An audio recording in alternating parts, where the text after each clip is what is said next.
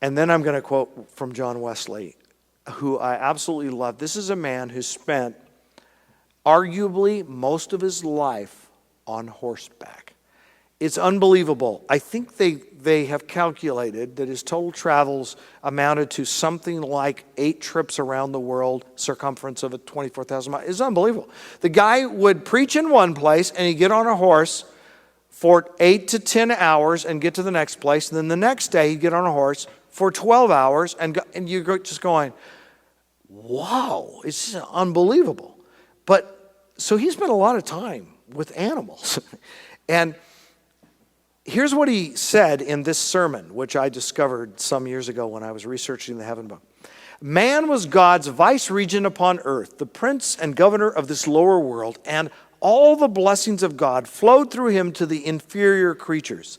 Man was the channel of conveyance between his creator and the whole brute creation. So when man made himself incapable of transmitting those blessings, that is, in the fall, that communication was necessarily cut off. How beautiful many of them were, we may conjecture from that which still remains. In other words, he's saying, when you look at the animals, you don't see them as they were. You see them as they are under the curse. It is probable they sustained much loss, their vigor, strength, and swiftness. But undoubtedly they suffered far more in their understanding. As man is deprived of his perfection, his loving obedience to God, so brutes are deprived of their perfection, their loving obedience to man. Among other things, they surely were much smarter at one time than they were. And by the way, there's a biblical basis for that specifically. But will the creature always remain in this deplorable condition? God forbid that we should affirm this or even entertain such a thought. The whole brute creation will then undoubtedly, and then he's speaking in the resurrection, be restored.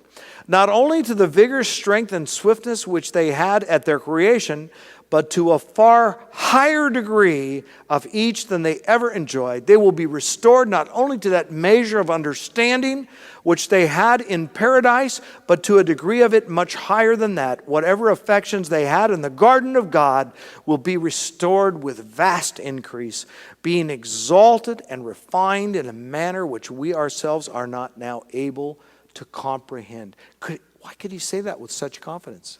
Romans 8. He read Romans 8 and came to the same conclusion I did, and I'm sure many others have, though I haven't read it much. And with their beauty, their happiness will return. In the new earth as well as in the new heavens, there will be nothing to give pain, but everything that the wisdom and goodness of God can create to give happiness. As a recompense for what they, as animals, once suffered, they shall enjoy happiness suited to their state, without alloy, without interruption, and without end.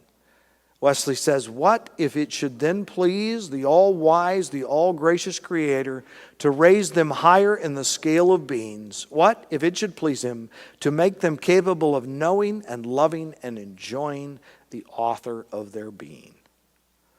And here's that little thing about biblical basis. Now the serpent was more crafty than any of the wild animals the Lord God had made. What do you mean, more crafty? What does that tell you about the other animals? They were crafty.